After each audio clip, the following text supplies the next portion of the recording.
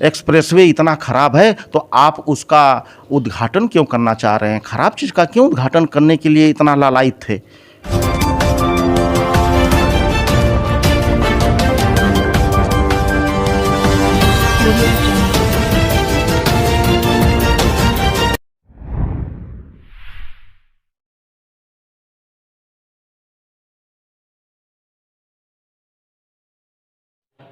नमस्कार, मैं हूं ज्ञानेंद्र मिश्रा और आप देख रहे हैं शेर आजमी न्यूज।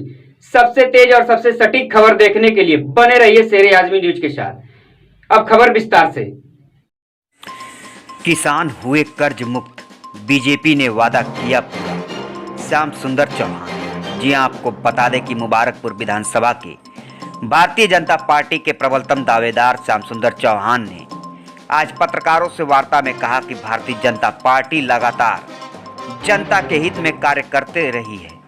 और वहीं उन्होंने कहा कि माननीय मुख्यमंत्री योगी आदित्यनाथ की सराहना करते हुए कहा कि योगी राज में आज हर गांव, हर शहर के लोगों को आवास से लेकर शौचालय, राशन तक मिला है। और भारतीय जनता पार्टी का जो नारा था, सबका साथ सबका विकास, हमारे उत्तर प्रदेश के यशस्वी मुख्यमंत्री योगी आदित्यनाथ जी ने उसे साकार किया। और आज भारतीय जनता पार्टी जमीनी स्तर पर लोगों के घर घर जाकर सारी योजनाओं से अवगत कराकर लोगों को लाभान्वित कर रही है। और जो विपक्षी गढ़ है वह लोग केवल लोगों को भ्रमित करने का काम करते आ रहे हैं। श्याम सुंदर चौहान ने अखिलेश यादव पर निशाना साधते हुए कहा कि भले ही वह अखिलेश सरकार का कार्य योजना रही हो पूर्वांचल एक्सप्रेसवे, लेकिन उसका कार्य पूरा करने का दायित्व भारतीय जनता पार्टी को जाता है। श्याम सुंदर चौहान ने अखिलेश यादव पर निशाना साधते हुए कहा कि वह आज भी डरे और सहमे हुए हैं, नहीं तो वह जिन्ना का नाम लेकर राजनीति नहीं करते। आज हमें कहते हुए यह गर्व महसूस होता है कि यशस्वी मुख्यमंत्री योगी आदित्यनाथ जी ने आजमगढ़ जिले में कई वर्षों से जो नहीं हुआ वह मात्र 5 साल के कार्यकाल में यशस्वी मुख्यमंत्री योगी आदित्यनाथ जी ने आजमगढ़ को सौगात दी। और साथ ही में उन्होंने मुबारकपुर की जनता को धन्यवाद भी दिया और कहा कि मुबारकपुर की जनता आज विकास और सत्य की बात कर रही है। मुबारकपुर विधानसभा से विधायक चुनने के बाद हम पूरे मुबारकपुर विधानसभा में विकास की कार्यगति को अलग रफ्तार देंगे। श्याम सुंदर चौहान ने कहा कि मुबारकपुर में जो आज तक काम अधूरा रहा वह मैं पूरा करूंगा। और वहीं उन्होंने यह भी कहा कि भारतीय जनता पार्टी पूर्ण बहुमत से सरकार बनाने जा रही है। पत्रकारों से हुई बातचीत में श्याम सुंदर चौहान ने क्या कहा, ये आपको दिखाते हैं रिपोर्ट। इस वक्त हमारे सामने मौजूद है मुबारकपुर विधानसभा से बीजेपी के भावी प्रत्याशी श्याम सुंदर चौहान जी, जो काफ़ी मेहनत कर रहे हैं मुबारकपुर विधानसभा क्षेत्र में। सर, ये बताएं कि मुबारकपुर के आवाम की, जनता की क्या समस्याएं हैं वहाँ पर, जो विधायक रहे हैं या जिसकी भी सरकार रही है, क्या वहाँ विकास हुआ है? नहीं, देखिए, हम लोग पूरे मुबारकपुर विधानसभा के पूरे क्षेत्र में हम लोग घूम रहे हैं, सर्व समाज में घूम रहे हैं। सारे लोगों का कहना है कि यहाँ के जो भी इससे पहले विधायक रहे हैं वो लोग केवल वोट के समय आते हैं और विधायक बनने के बाद वो चले जाते हैं। नहीं किसी दलित, नहीं किसी गरीब, नहीं किसी पिछड़े, किसी फॉरवर्ड, किसी की कोई भी समस्या उत्पन्न होती है न उसमें लोग शरीक होते हैं, न सुख दुख में जाते हैं।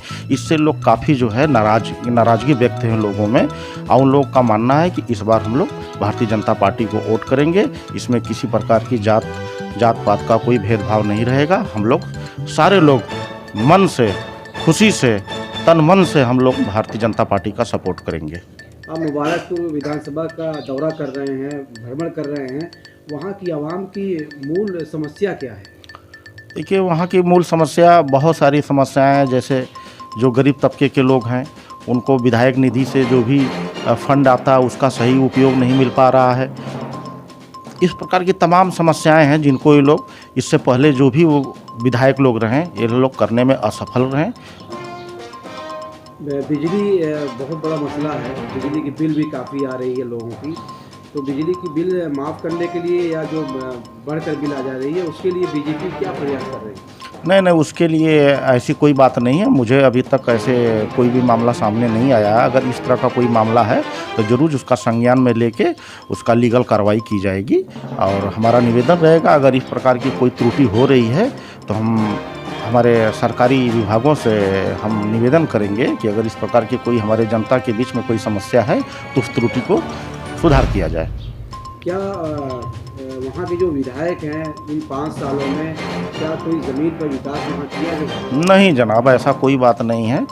हम लोग तो मुबारकपुर विधानसभा में गुजर पार मंडल से लेके जहानागंज मंडल के लास्ट गांव तक हम लोग घूम रहे हैं और मैं हर समाज में जा रहा हूं, चाहे वो दलित समाज हो, चाहे वो पिछड़ा समाज हो, चाहे वो चौहान समाज हो, राजभर समाज हो, सबकी एक ही आवाज़ है कि हम लोगों को जो उचित सुविधा मिलनी चाहिए, सरकार की योजना जो आ रही है वो कुछ लोगों तक सीमित रह जा रही है। उसका कारण ये है, लोग जो है भारतीय जनता पार्टी से जो जलन रखते हैं वो भारतीय जनता पार्टी को बदनाम करने के लिए जो केंद्र सरकार की योजना, जो भारत सरकार की योजना जो चलाई जा रही है उससे लोगों को लाभ देने से वंचित रख रहे हैं कि ताकि भारतीय जनता पार्टी का माहौल ख़राब हो। लेकिन ऐसा कुछ नहीं है, जनता समझदार है, जनता समझ रही है कि भारतीय जनता पार्टी की जो भी स्कीम है, चाहे वो माननीय प्रधानमंत्री योजना हो या राज्य सरकार की योजना हो, उसको जान रहे हैं कैसे हमको लेना है, कहाँ से आ रही है, कैसे आ रही है।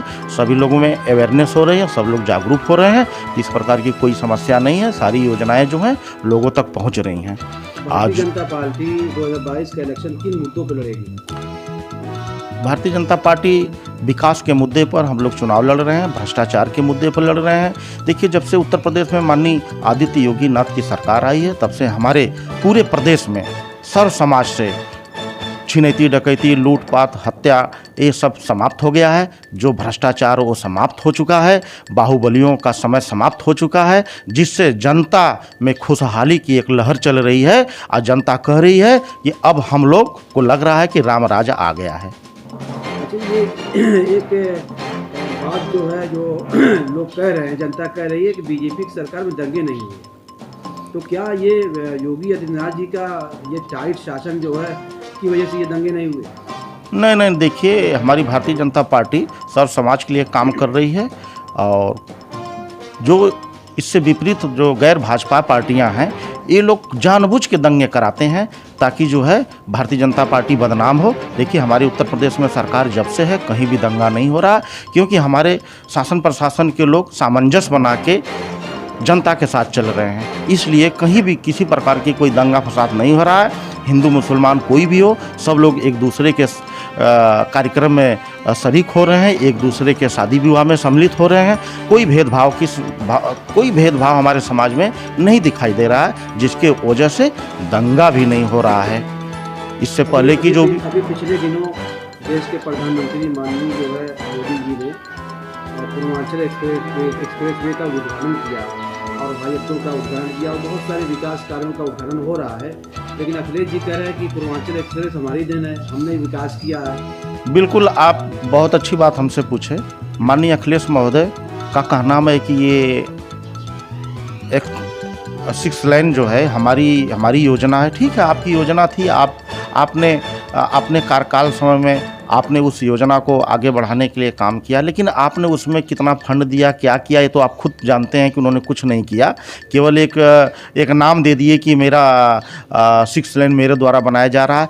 जब यही माननीय अखिलेश जी हैं, पूर्व सपा के जो मुख्यमंत्री माननीय अखिलेश जी का कहना है कि 6 लेन की गुणवत्ता बहुत ख़राब है, बहुत अच्छा नहीं है, बहुत बेकार है, इसमें घोटाला हुआ, ये हुआ, वो हुआ।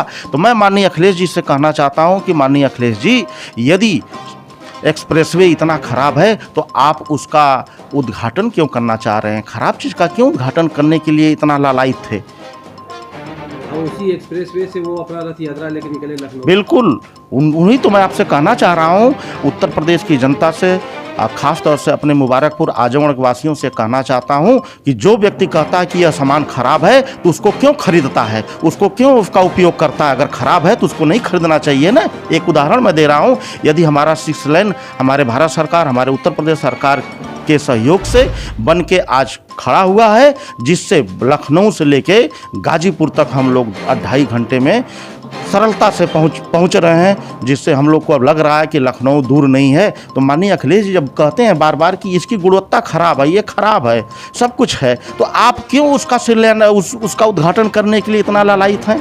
मैं यही जानना चाहता हूँ कि जिस चीज़ को आप खराब घोषित कर रहे हैं उसको फिर क्यों उसकी बड़ाई में शामिल होना चाहते हैं। ये खुद उनको सोचना चाहिए और जनता को सोचना चाहिए कि ये इस प्रकार के व्यक्ति समय का फायदा उठाने के लिए कुछ भी कर सकते हैं। अगर आपको मुबारकपुर विधानसभा से टिकट मिला बीजेपी से, तो आपको मुबारकपुर विधानसभा में विकास करने के लिए क्या रणनीति होगी, क्या आपकी कोशिश है? देखिए, फिलहाल अभी रणनीति अब आगे की हम अभी नहीं आपको कुछ बता सकते हैं, क्योंकि अभी फिलहाल चुनाव है। चुनाव में हम चाहेंगे कि अगर हमको टिकट मिलता है तो सर्व समाज से मेरा निवेदन है कि सर्व समाज मेरे साथ वोट करे, और मैं सर्व समाज जीतने के बाद, मैं यदि विधायक बनता हूं तो मैं जीतने के बाद सर्व समाज के विकास के लिए काम करूंगा, उनकी हर समस्याओं का निदान करने की कोशिश करूंगा। लोगों का कहना है कि बीजेपी धरातल पे जो ज़मीन पर काम करती है, और वो ज़मीनी सच्चाई जो है 2022 के इलेक्शन में लोगों को मालूम है। जी बिल्कुल, ये सत्य है। पूरे भारतवर्ष में एक भारतीय जनता पार्टी का एक संगठन, जो भारतीय जनता पार्टी का संगठन है, वो सबसे बड़ा संगठन, और ये बूथ स्तर से लेके घर घर तक जो है काम करता है। अभी उसका हाल ही में आपको देखने को मिलेगा। हम लोग डोर टू डोर जाके भारतीय जनता पार्टी के नए सदस्यों का अभियान चलाए हैं, जिसमें नए सदस्य हमारे पार्टी में जुड़ रहे हैं और हर समाज के जुड़ रहे हैं। तो इससे प्रतीत होता है कि हम लोग जो है भारतीय जनता पार्टी के जितने भी कार्यकर्ता हैं, जितना भी हमारे सम्मानित पदाधिकारी हैं, ये लोग ज़मीनी काम करते हैं, घर घर जाते हैं। कोई भी योजना आती है तो उसको घर घर जाके, दलित हो, गरीब हो, पिछड़ा हो, संवर्ण हो, किसी भी जात का हो, उसको लोग जाके बताने का काम किया जाता है। इससे ही लोग कहते हैं कि हम लोग ज़मीनी हैं।